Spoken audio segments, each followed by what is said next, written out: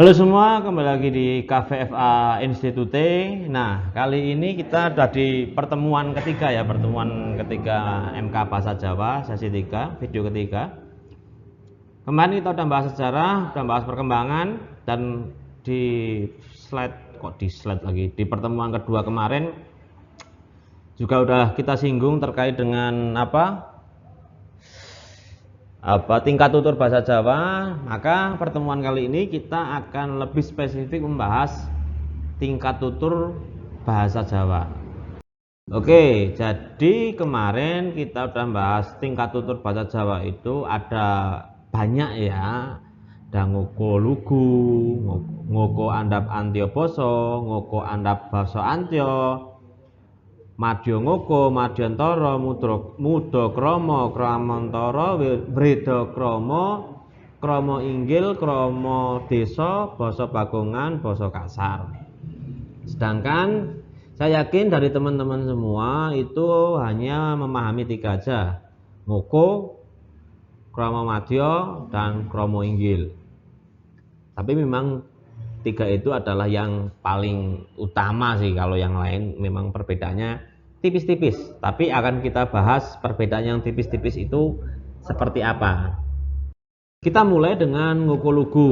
Jadi ngoko lugu ini dipakai keseharian antara orang pertama dan orang kedua yang sudah akrab dan punya status sosial yang sama.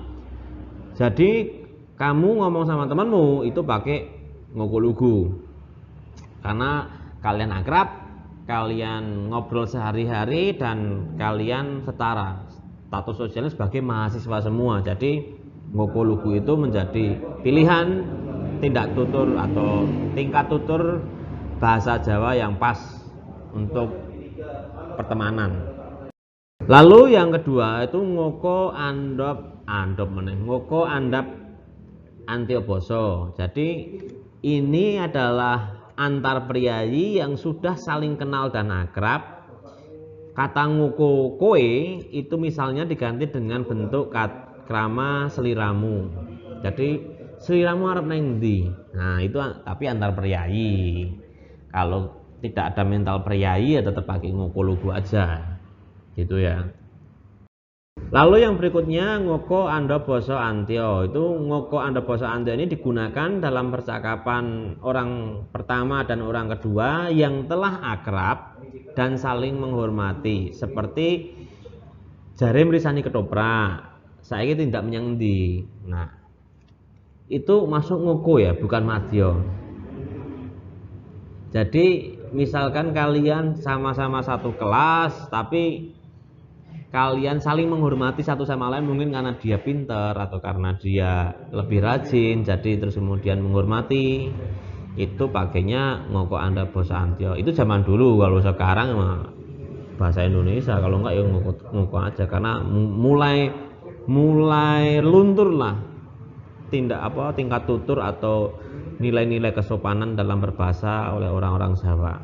Tapi kalau misalkan masih di wilayah keraton, dari teman-teman saya yang ada di keraton itu, kalau bicara sama orang mesti pakai ngoko andap basa antio ini. Lalu yang berikutnya itu ada madya ngoko, madyantara, dan madya krama. Itu seperti ngoko, terus madya ngoko itu seperti ngoko, madyantara itu seperti madya, madya krama itu seperti krama inggil.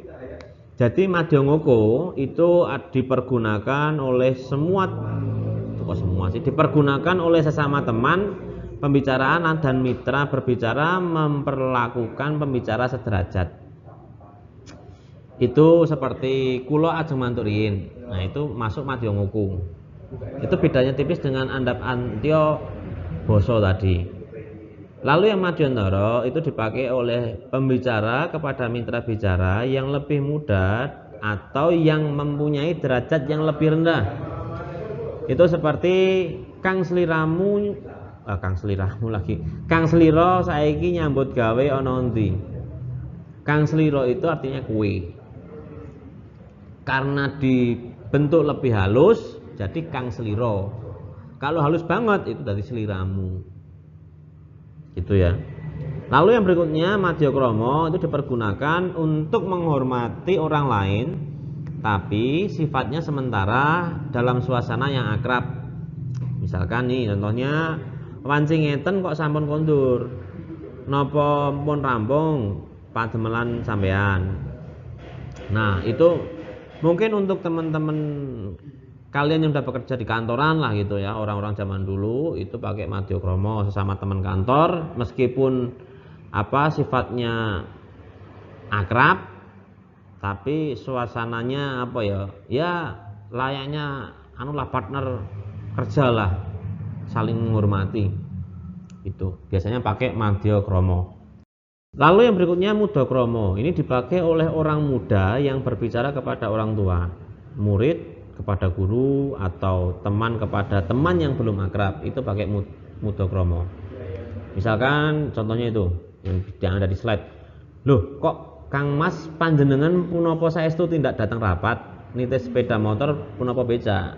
Nah itu Mudakromo itu contohnya seperti itu. Lalu yang berikutnya adalah Kramantara, itu dipergunakan dalam pembicaraan antar sesama tetapi isi pembicara tingkat status sosialnya lebih tinggi, bukan di tempat umum. Ini seperti sampean punapa sampun mlebet dados anggotanipun partai politik. Partai punapa? Nah itu contohnya seperti itu Kramantara itu. Lalu yang berikutnya Wridakromo itu dipakai dalam pembicaraan oleh orang yang lebih tua kepada mitra bicara atau lawan bicara yang lebih muda. Seperti kados puntina rembag bab kemanjenganipun nagari ing parlemen. Nah ini kalian pasti udah mulai pusing. Wridakromo ini memang levelnya udah di atas orang tua yang mencoba membahasakan kepada yang lebih muda. Itu seperti itu contohnya. Lalu yang berikutnya itu kromo inggil. Ini yakin kalian udah paham ya, dipakai dalam pembicaraan oleh orang-orang yang oleh orang yang tinggi status sosialnya karena asal usulnya atau jabatannya. Bila diajak bicara lebih tua umurnya dari yang berbicara, itu pakai kromo inggil. Terus kemudian tingkat ini untuk menunjukkan rasa hormat kepada lawan bicara. Misalkan nyuwun duka Gusti, kula wingi dalem boten saged nderekaken tindak dalem. Awit anakipun dalem saweg sakit sanget. Nyuwun duka Gusti itu artinya mohon maaf. Tapi panjang kan, biasanya pakai ngapunten gitu kan. Tapi kalau kromo inggil yang benar itu untuk minta maaf itu pakai nyuwun duka Gusti. Sedangkan kalau wingi dalem boten saged nderekaken tindak dalem itu rumah, awit anakipun dalem saweg sakit sanget. Jadi itu adalah bentuk kromo inggil yang mungkin sekarang kromo inggilnya sudah masuk di kayak Madhyakromo tadi. Lalu yang berikutnya kromo desa dipakai dalam komunikasi oleh orang desa yang tidak memahami sistem tingkat tutur atau kaidah bahasa krama. Seperti kula badhe tindak datang sabinan metuk simbah. Nah, itu adalah salah satu contoh kromo desa. Dan mungkin sekarang yang beredar itu kromo desa, bukan kromo inggil, karena orang-orang sekarang yang mencoba ingin bicara basa kromo itu tidak tahu sistem tingkat tuturnya. Jadi ya waton kita kromo itu udah dianggap kromo inggil, padahal itu kromo desa. Wong-wong desa sing ora ngerti sistem tingkat tutur, karena penggunaan tingkat tutur itu biasanya kalau dalam keraton itu sangat ketat sekali sehingga memahami sistem tingkat tutur ini sangat penting. Seperti mohon maaf tadi kan biasanya ngapunten Pak, badhe tanglet, nah itu desa banget. Tapi nek misalkan kromo inggil nyuwun duka Gusti badhe tindak wonten pundi gitu. Itu ya perbedaannya seperti itulah, mungkin sulit bagi teman-teman yang tidak terbiasa. Lalu yang berikutnya itu adalah basa bagongan, itu bahasa khusus yang dipakai oleh anggota kerajaan dan pembantu atau abdi dalem bila ada pertemuan dengan raja atau dalam percakapan di lingkungan kerajaan. Nah itu kalau di wilayah keraton, di jeron benteng lah bahasanya, itu pakai bahasa Bagongan, abdi dalam dengan para pangeran atau dengan raja. Nah, itu kata-kata yang termasuk bahasa Kedaton atau bahasa Bagongan itu antara lain aku itu pakai manise, pukulun itu kowe, jengandika ya kowe, enggih punapi boya itu ora, darbe duwe besaos bae. Nah, itu ada banyak lah sebenarnya, dan bahasa Bagongan ini sangat mengadopsi dengan bahasa-bahasa Jawa Pertengahan maupun Jawa kuno. Misalkan kayak pukulun itu pakai Jawa kuno, itu pukulun itu kowe, bukan pukulan ya tapi pukulun. Yaitu kalau orang yang tidak pernah hidup di keraton, di dalam keraton tidak pernah berkomunikasi atau mendengarkan komunikasi orang-orang keraton, pasti akan sangat bingung sekali kalian memahami ini. Ya contoh sederhananya kalau bahasa di wayang lah, bahasa dalam pewayangan itu banyak yang menggunakan bahasa Bagongan karena setting atau latarnya itu di kerajaan.